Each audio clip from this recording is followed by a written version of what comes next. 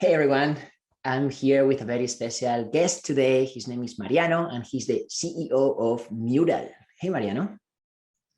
Hello, Carlos. Thank you for invitation.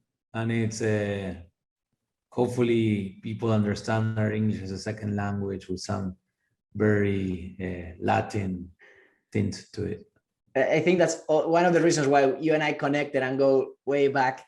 I'd love to learn more about your story on how you kind of came up with MURAL and then how you think about the future. So let's start from the very beginning. What was kind of the main problem that you wanted to scratch? Sure. It was 10 years ago. We're going through a 10-year anniversary situation, which makes you like, humble, right? So these things take a lot of time. And 10 years ago, we had a video games company that we sold to a company called Playdom and then to Disney. So we were working for Disney. We had a social game on Facebook and Orchid back then, soccer game, 2010 World Cup. We had like 1 million players per month, super popular. So I had to design the new game. And I wanted to do a game about emotions, about colors. The game would change depending on what people were feeling and expressing their feelings on social media.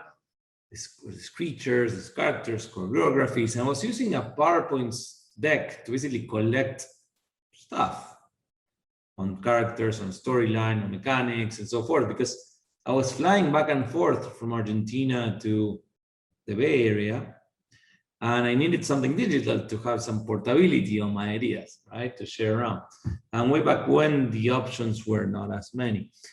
And I realized that when I was sharing work in progress with people with no structure, I was like going through slides forwards and backwards, and people were confused on one end. I was also confused. I didn't know what. I'm starting like building on the idea. And the other thing is that when I was opening up a PowerPoint deck and showing it to people, people were expecting either getting informed on something final or evaluate that thing. Like, no, your idea is mediocre. Instead of like co-creating shoulder to shoulder, like I had experience inside a room with a whiteboard together and so forth, which feels more draft, more approachable, and there's affordance to change stuff. It's not permanent, it's not done, it's not a version 1.0, it's like in progress, right? So that was the original insight.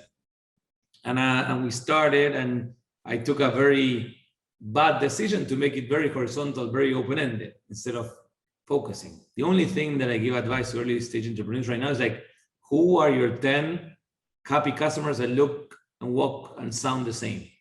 That's all you should care about in the beginning. Instead, I had like 1 million people per day during the World Cup. My ego was big.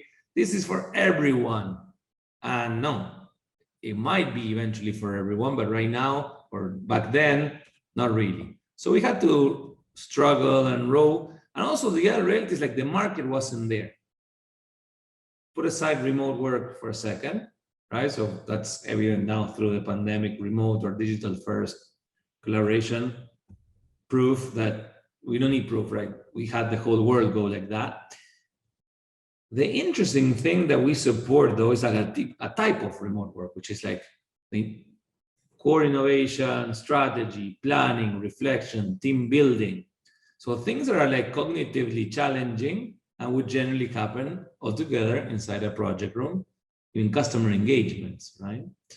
So what we've seen in the last 10 years, and product school is one example of this, is like there's been an improvement in know-how, in frameworks, visual frameworks to help you think, to help you collaborate.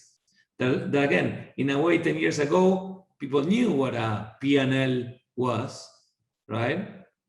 But not so much what a business model design or customer journey map or many other or prioritization grids that help us operate as innovators, right?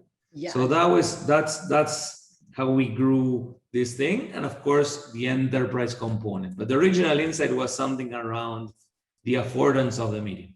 Like what's crazy to me is that, first of all, this is a 10-year overnight success. So, as I've been talking about remote work and collaboration for a while, in a world where kind of the only option was PowerPoint, or Keynote, you name it, but it was very, very sequential, right? And so when you create an open canvas, which is, as you said, for everyone, who were those early adopters, people who really found value at the very beginning? Yeah, so I always tell this story to new people that we hire because, again, it's hard to remember. But again, in the beginning, we took a bad decision that we let it be for everything. So we had a lot of consumery type use cases, right? Trip planning, or home refurbishing, or I don't know, some scrapbooking, and we saw usage go like high, and then kabloom, dropped. Then we saw certain groups staying, and generally there was frequent collaboration. And in particular, this group from Steelcase, the furniture company that used to be or maybe still is an owner, IDEO, the design firm, and a group inside IDEO which was focusing on solutions for the workplace, right? So we saw them in our stats, and we reached out to them to understand better, and we realized that they were not just taking advantage of the open space that the whiteboard provided or the flexible canvas, but they were adding some methodology to it. Like, they were not just randomly adding thoughts. They were constructing a journey map. They were putting some prioritization. They were like synthesizing user research, right? So they were using it for the methodologies, not for the malleability of the whiteboard. They were not drawing pictures of cats or other things, right? They were building frameworks. So alignment diagrams to help them understand or share ideas with each other. And they were following a procedure, right? So first we do this, then we do that, and so forth. So then we said, okay, we need to be for teams that care about, in this case, design thinking, right? That was like what we learned way back when. So that was the first zoom in, right? So teams that, yes, need a whiteboard, but in particular, practice some form of structured methodology. Immediately after that, like 3 months later, we got an introduction from Tim Brown, former CEO at IDEO, to Phil Gilbert, now former general manager for design at IBM.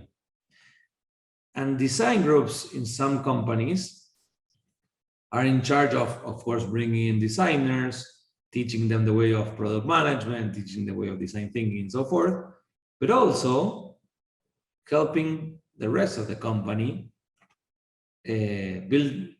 remove the antibodies for good product design, right? Like, embrace design, understand how a designer thinks, works, and so forth, and introduce that for sales, for marketing, for HR, to do employee experience design, or customer engagements, right? I'm not a designer, and one of the reasons why I came across Mural was because I was looking for a visual way to communicate with designers and other stakeholders. And for me, what was really powerful is that I was able to do so without opening an instructions book, Yeah, so we talk about imagination a lot, right? So imagination work and visualization of imagination, because we believe that anybody that has a brain uses imagination. They might forget at school, they might forget at work, but this colorful, powerful thing that we have in here allows us to see the world in a new way, and then we can take action to do something about it. But imagination is needed, and visualization, to then go and do creation, right? So actually building a thing, could be physical, could be interactive, could be UI, but that's where the collaboration between business people, product people, and designers should happen. And then, of course, designers and engineers can help you build a beautifully crafted interactive experience that fulfills the original need that was observed through user research, imagination, and so on. So I can see how some curious people out there kind of find this tool and start creating something, but guide me through that moment where you are elevating this beyond just a product, beyond just a set of features and even methodologies to drive change at an enterprise level. Yeah, something that I joke around with my salespeople all the time is like, guys, we don't sell tools. If you want to get a tool, go to Home Depot, right? So there is a series of tools inside our software. There's an online whiteboard. There's a set of features, also facilitation superpower features to help you run the meetings. But ultimately, what people are trying to do is, like, of course, run through a workflow, but also improve how they do the workflow consistently after that, right? So we believe that the only way to do that, besides having the software, is to introduce methodologies and templates for those methodologies. And on top of that, to be honest with you, an interaction with some sort of expert or coach that helps them practice, right? Facilitators on demand, or folks like you in your community that can be there for them to prepare for the workflow to happen, to run the meetings that need to happen for the workflow to happen, and coach them along the way. Because it's hard, right? It's hard to run a good product strategy session, or a good user feedback session, or a design sprint. It's not an easy workflow. Totally. And also I'm thinking that there are some companies that they were working in person, right? And they were pretty big. Some of them don't even know each other. So for them, kind of, how do you go about making sure that they embrace this new way of work, this new way of collaborate, different than maybe a new startup who's already working remotely and everyone is very tech savvy?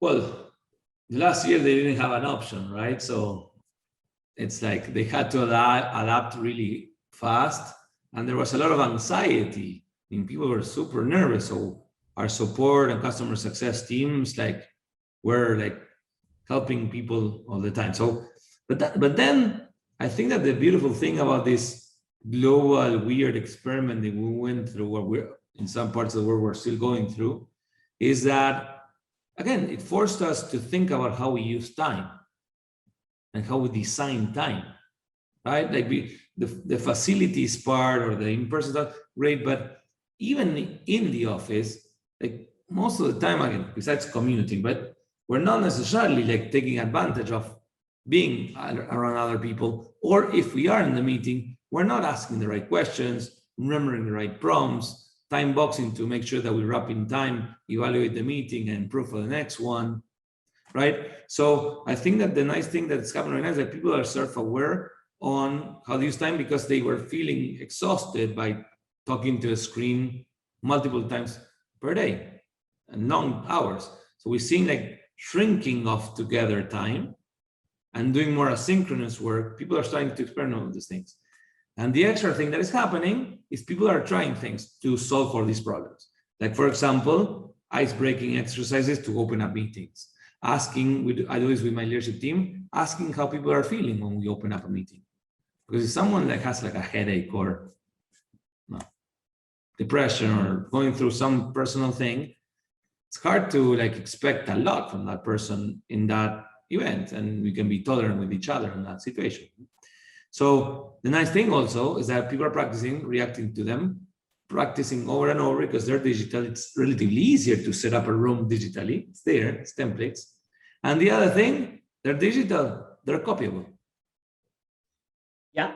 I mean, I like what you mentioned about creating that type of trust and being vulnerable, talking about feelings. How can you kind of create that type of connection in an environment where people can't really touch each other? So, of course, we are human beings. We like being the fireside, virtual fireside chat right here. Ideally, we would be all together and we have some nice jamón de bellota, cut it, have a piece, cut some bread with tomate. Yeah, that would be ideal. Or maybe not. That's ideal every once in a while, right? So I always think of online guilds in games, right? So World of Warcraft way back when, League of Legends and so forth, where people build relationships through these games and they build trust, they have a common objective, they wipe their other teams out, and sometimes people don't know their real names, their real faces or anything, but there is a level of trust and so forth. So I truly believe in play. Scripted, guided games, a series of prompts, questions, activities that prompt people to this. Even I would argue that if we were next time getting together with a bunch of the Spanish community in the Bay Area and you put together a piece of ham and so forth, I would also encourage you to design the meeting so that not only the extroverts can socialize with each other, but also introverts.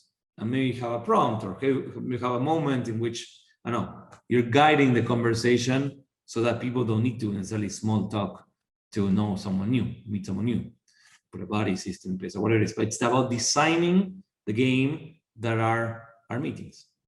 Love that. And I think that there's a lot of benefits in that gaming culture. My mom used to hate me for playing too many video games, but I think I was able to create an argument to say, hey, now I think there's a way to make work fun, to gamify the way we collaborate and connect with each other. And you've obviously been able to prove it. Like for people who might not be aware of the scale of Mural, you guys are part of the Unicorn Club. Maybe can you share any other stats about like maybe companies, like the status of your company?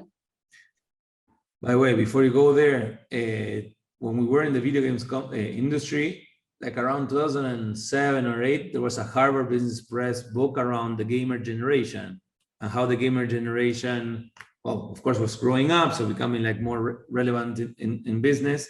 And there were things around controlled risk-taking, right? Because you're repeating like procedurally levels all the time, and you're trying to like make a change, and it's okay to fail, right? Because in worst case scenario, you start over. So there's a lot of things that happen to our brains because of playing so many games that some are positive.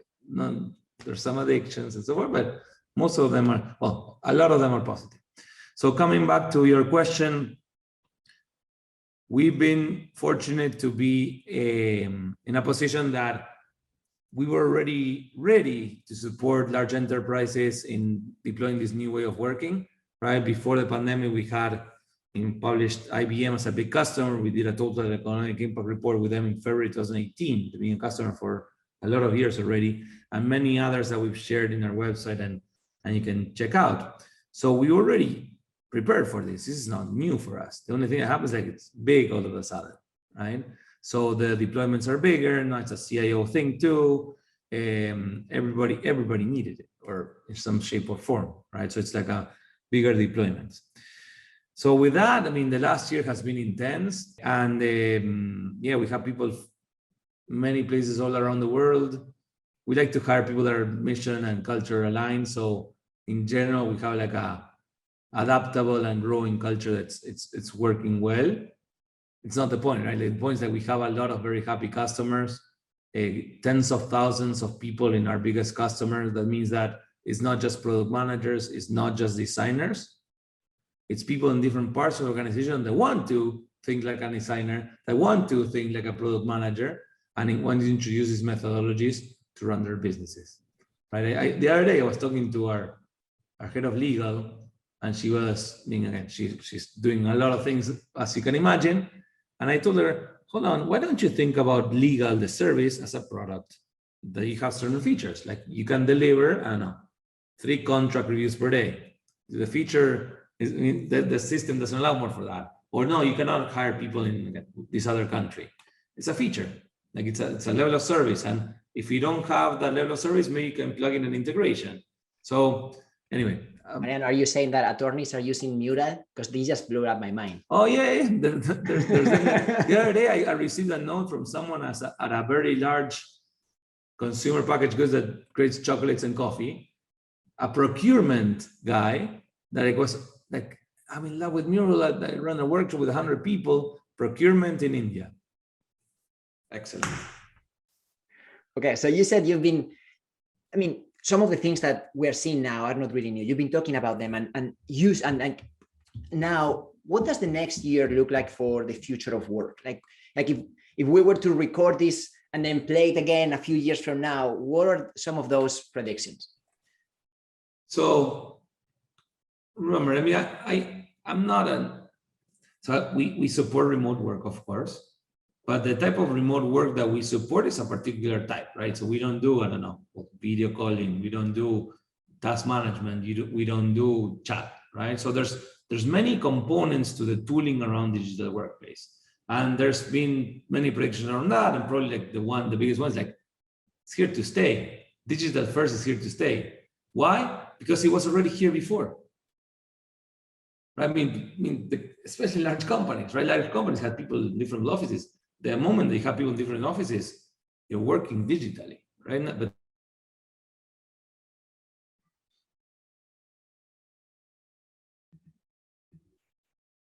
cognitive, very hard to do because there's a lot of trust building to be done and so forth around strategy, planning, innovation, team reflection, team building, customer engagements. That before the pandemic, especially sales, for example, to do workshop with their clients, they fly because I mean the ROI was there. But then they realized, hey, it's not needed, at least not all the time, right? They were able to do these very intimate customer engagements remotely and deploy that money, give it back to their customers or whatever, savings in T&E, put them into more services. So the point is like, people got confident that they can do a lot of this work remotely. And there's some others that did not last year. But those others, they know last year, again, might take a little more time, but we'll end up there. Why? Because they're going to go to workshop and one key team member won't be able to be there. We should have done this on a digital format so that such and such that had this issue with the kids could participate. If not, we have to do a redo a week from now. So the malleability, the resiliency that digital gives you is, why would you give that away? Now, it's not about the resiliency, it's not about the asynchronicity, it's not about using time more effectively, so that when you get into the together time, you don't need 8 hours of work because you have done some work before the session, like when the flipped classroom in schools were invented, where you read by yourself, you watch by yourself, and then you take advantage of project work when you get together. It's not just about that, it's about doing it better. It's about doing by following the game. Because someone has spent the time to design a good game and just play the game. And then you can tweak the game to work on your favor, right? Because each team has their own particularities, right? But my opinion recorded is like, A, digital first won't go away. B, asynchronous will be as important as synchronous work. And C, which is the one that I care the most about, is like best practices coined as games or whatever you want to call them, and methods that are common in design being deployed company-wide and as known as a PNF. I share your vision and optimism for obviously bringing everyone up to speed on the imagination cloud, as you call it. Now I see also kind of an opportunity, which is, okay, even though your product is really broad and covers a bunch of use cases, you also mention others, right? Video calls or task management, and I'm sure there are tons of others. How do you go about building, but also integrating with others? Yeah, so there's, of course, like, as I said, like there's a tooling component and there's like the asynchronicity, the digital first. You need a bunch of software to work together. So work management, video, chat, and it needs to be all there so it can be stitched together with synchronic, asynchronous, to multiple people solo work, right? That combination of things need to happen to accomplish a workflow. You don't do strategic planning just in a second, right? Like there's people preparing data, there's a report, you need a report, there's a divergence, convergence, maybe follow up again, another divergence, convergence decision, we go. And then we need to communicate the thing to the rest of the company. So it's like a long thing. It's not just planning, but planning and sharing and reviewing and so forth. So all of that, there's a set of tooling that needs to get better. And we are investing super hard on getting better at integrating with, we're now something with Zoom, Microsoft Teams, Slack is an investor, we're doing more there, Jira is, so there's many things on the software tooling side. But the most important one, to be honest with you, Carlos, and again, I'm throwing some flowers at you now, is like, it's the people with the games. In the game, we call them like game masters or playmakers, right? Like Dungeons and Dragons, you need the game, the rules of play. Someone designed Dungeons and Dragons, really good game. I'm not very fond of it because it's too demanding for me. But Dungeons and Dragons, without the role of the game master, we call them playmakers or facilitators, not going to happen. Yeah. Right. So the integration with the community that has the games and has the community to help people run the games, that's super important. So I'm looking forward to getting the feedback from the people on the collaboration that we're doing on the Pro School content on top of MURAL. Product managers are perfect fit for also playing the role of the playmaker. And I'm sure that a lot of them right now getting excited, thinking, okay, this is really cool, but my CEO doesn't see it, or my company's too big, I'm not calling the shots. What would be kind of like how can they get a quick win? How can they help at least adopt some of these best practices so other members of the team can get value right away without having to over-escalate this to the CFO to sign a big contract? Well, our model allows for that, right? You can get started by picking up the thing, especially if you're part of the product school community. You can ask someone to get you sorted. And the reality is like, yeah, we have like this setup, aha moment, and habit building moment in our onboarding, our growth model.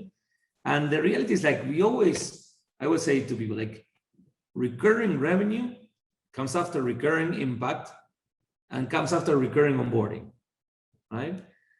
So I'm here, and as a company, we want to make money in the long run, right? We are long-term greedy, like the Qualtrics people say.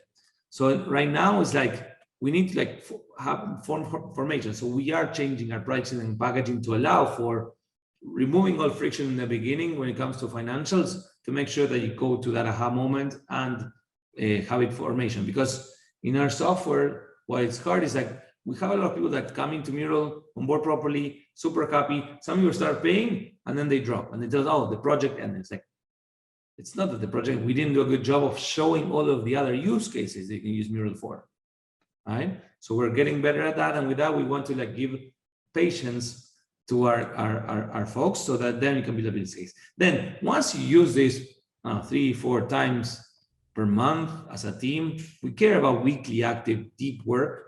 Once per week deep. It's really easy to make a business case to a CFO, right? Like the IBM Total Economic Impact Report has like a bunch of vectors to do an ROI case.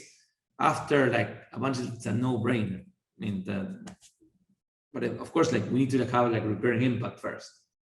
The recurring revenue after that's peanuts on the dollar. Thank you for being on the show, dreaming big with us. It's really fascinating to follow your journey. I remember many years ago when we met and we were talking about some of these. There's a lot of like rowing the boat. Like a little turbo. Well, let's keep building the future. Thank you so much for your time, Mariano. Cheers.